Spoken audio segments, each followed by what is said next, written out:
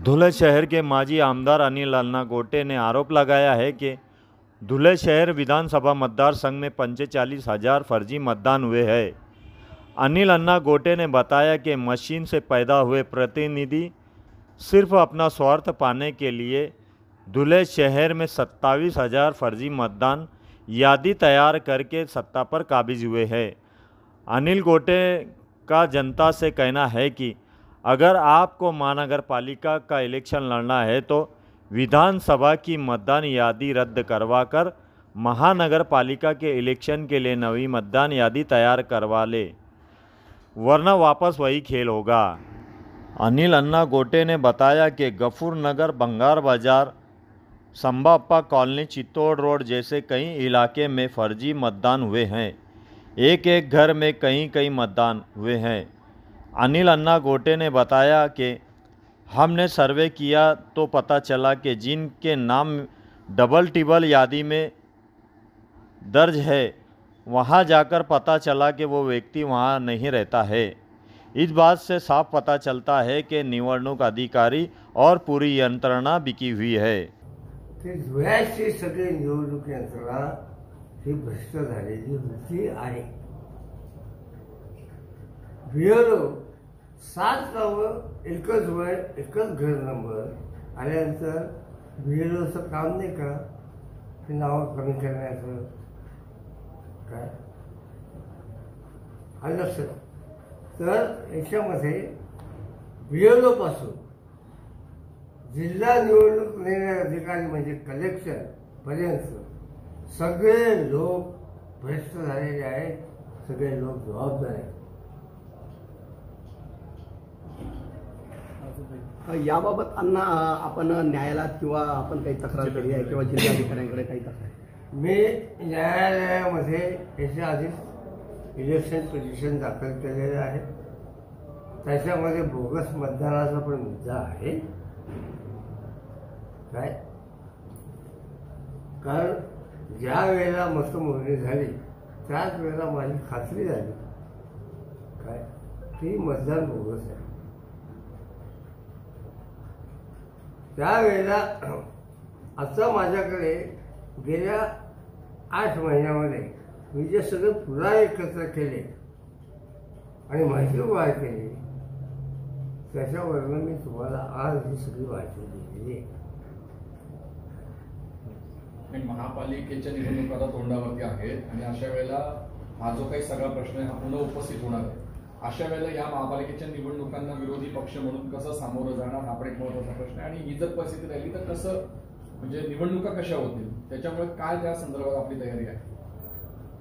एक लक्षात घ्या, मी सर्वच्या सर्व पक्षाच्या उमेदवारांना आवाहन करतो की त्यांनी आत्ताच्या याद्या घ्याव्या आणि तपासून घ्याव्या, कारण विधानसभेच्या याद्या ह्या महापालिकेला वापरणार आहे। त्यामुळे येऊ द्या आमच्या वॉर्डाची यादी मग आम्ही बघू, हे चालणार नाही। असं तुम्ही हरकत घ्या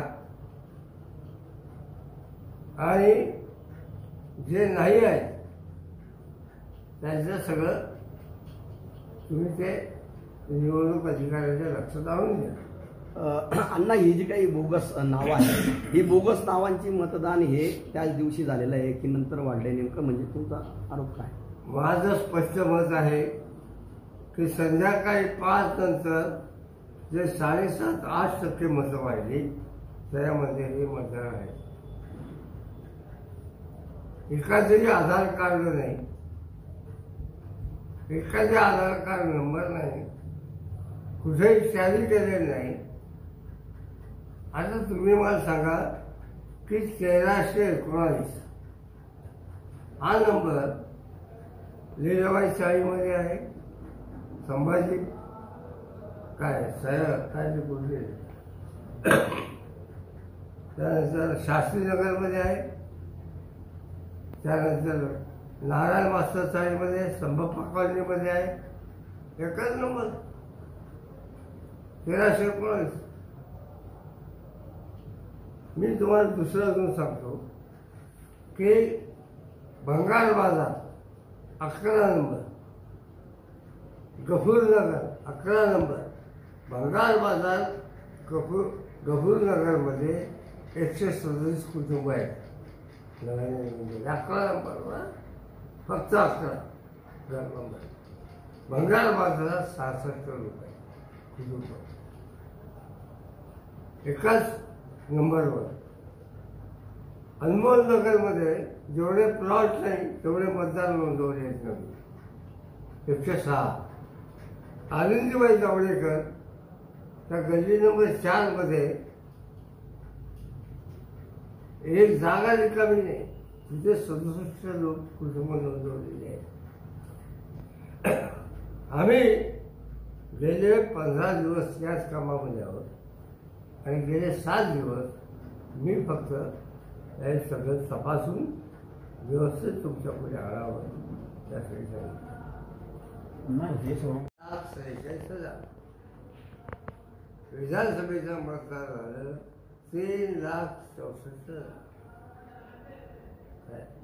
3 महिन्यामध्ये 18,000 मतं ही अधिकृतपणे वाढली आणि अनधिकृतपणे ही जी 27,000 मतं आहेत ही 27,000 मतं वाढली. याच्यामध्ये तुम्हाला लक्षात येईल, मी तुम्हाला आता ही सगळी जी यादी आहे एका घरामधली एका नंबरची हे सगळ्यांना मी तुम्हाला पाठवलेलं आहे. काय तुम्हाला मिळालं असेल. काय एकच नाव, 2-2 नाव, एकच वय, काय काय तमाशा लावला का निवडणुकीला? काय तुमचा राग कुठल्या संस्थेवर नाही, कुठल्या राजकीय पक्षावर नाही, कोणाचवर नाही. मग हे जे काही सगळं वाढीव मतदान आहे हे सत्ताधारी पक्षाच्याच फायद्यासाठी केलेलं आहे, हे सर्वश्रुत आहे. असं असताना तुमचा राग फक्त यंत्रणेवरतीच का? काय आता कुंपणाने शेत खाल्लं. काय मी शेत म्हणावं, शेत नाही, शेत खाल्लं काय तर कसं होईल? राष्ट्रीय पक्ष सत्ताधारी असो का विरोधी असो, पण एक गोष्ट लक्षात ठेवली पाहिजे, यंत्रणेने ते आपल्याला पुढचा पक्ष पगार देत नाही. जनतेच्या करामधनं जे उत्पन्न गोळा होतं त्यातून पगार मिळतो. आपण जनतेचे सेवक आहोत म्हणून लोकसेवक असं म्हटलेलं आहे.